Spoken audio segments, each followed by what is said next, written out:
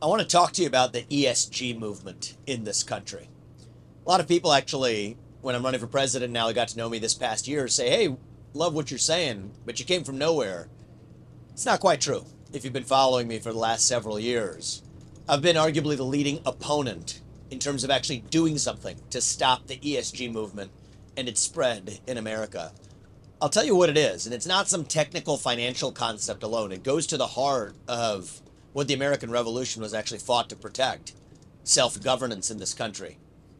ESG refers to environmental, social, and governance factors. Sounds benign enough, and then they make it an acronym to make it sound boring.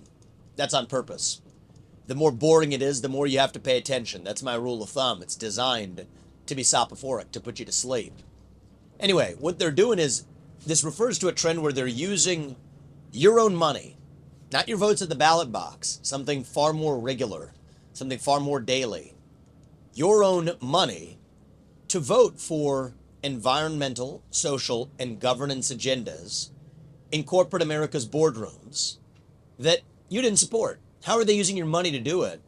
It's your 401k account, your retirement account, your brokerage account that holds stocks. It holds these shares, okay, shares in publicly traded companies. But those shares give you and entitle you to a vote on things like who's hired and fired at the board of directors, which decides the pay of the CEO, how those board members are paid, things like that. Well, it also decides what the policies are that are set for that company. So here's a couple facts you probably didn't know. Most of you probably had your money used to vote for Scope 3 emissions caps at Chevron in the last several years. Did you know that? No, you didn't. Did it advance your best financial interests? Absolutely not. In fact, Scope 3 emissions caps constrain what a company can and cannot do. It says they have to reduce the emissions caps not only of their own company, but reduce the emissions of their entire supply chain. There's no way that works in the interest of Chevron. But they're using your money, which is used to own shares of a broad stock market basket that includes Chevron, to constrain what Chevron's able to do in the name of this ESG movement. Your money was almost certainly used in the last couple of years, if you own money in broad index funds or the stock market via BlackRock or State Street or countless others, to vote for racial equity audits at Apple a couple of years ago. Now, does that help Apple become a better company, more competitive with Chinese competitors or others who don't have those racial equity audits in their hiring practices? Of course not. It's worse for Apple. And the funny thing is, actually, even the boards of Chevron and Apple were against each of those policies before the shareholders, who are the shareholders? You, your money, was used to vote in favor of those policies over the objection of the management teams of those companies. So that's what's going on. Those are two examples among many. Your own money is being used to advance agendas that are counter to your own views, but even more perniciously, against your own best financial interests. That's what the ESG movement is all about.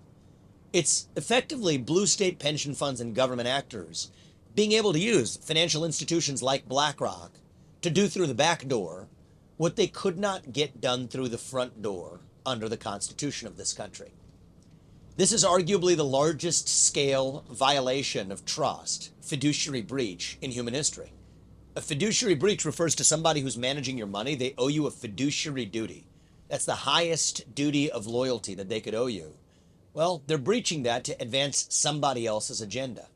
It's arguably a large-scale antitrust violation.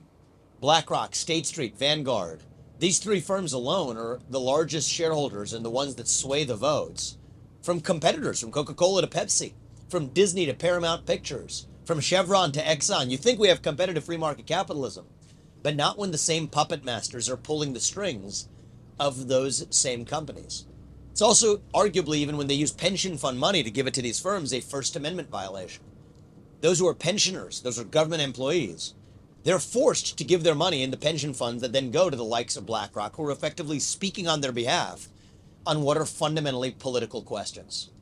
So my first book, Woke Inc., was all about this. I wrote that several years ago. I followed up, actually, my third book was a sequel to that called Capitalist Punishment that laid this out into detail. I'm not just an author, I'm an entrepreneur. It's what I've done for most of my career, long before I started writing books. I decided to put that skill set to work. I started a company called Strive to compete directly against BlackRock, State Street, and Vanguard. But that's what I've been doing before I ran for president. And so anyway, for those who wondered, oh, this guy came out of nowhere, not quite, do your homework. But it's not about me. It's about the fact that this agenda now is taking new forms. After I went on my assault of this movement's intellectual core, what happened was they started going by new names. So BlackRock stopped using the word ESG. They're now using the word sustainable investing. So this is where our movement needs to know that you got to stay one step ahead of where the other side is. We're too easily duped, actually. That's part of why I'm in this. Who cares about the verbiage? ESG, SHMESG, doesn't matter. DEI, CEI, it doesn't matter. Forget the acronyms. Get to the heart of what's going on. And in this case, your own dollars are being weaponized against your own best financial interests. But now in an election year, it gets a little bit more pernicious than that. It takes a darker turn. Larry Fink, he's the CEO of BlackRock, a board member of the World Economic Forum, the guy who's the king of this woke industrial complex, arguably the most powerful person in the private sector, deciding how shares are voted in corporate America's boardrooms. But in this election year, it's taken a darker turn. They're not just controlling corporate America. They're not just controlling the way the political process is run through the super PAC industrial complex and otherwise. They're controlling the party that you think you're a member of, the Republican Party itself. And I think there's a game unfolding in plain sight that people have missed. A lot of Republicans, I think, have been trained. We should have been. Not even Republicans, Americans. Forget the Republican Party. They're just a subsidiary of this ESG movement in its own right. It's deeper than that. There's something else going on in plain sight this year where the same puppet masters who were pulling the strings of corporate America are now pulling the strings of, I think, the political process, including in the Republican Party itself. That's a devious game. I'll have more to say about that soon, but for now, I just wanted people to understand the table stakes of what's been going on in the ESG movement. That's bad enough. Understand that. Understand how your 401k account, your brokerage account, etc. is being weaponized. That's step one. Once you understand that, we'll get to the devious part of what's actually happening in 2024.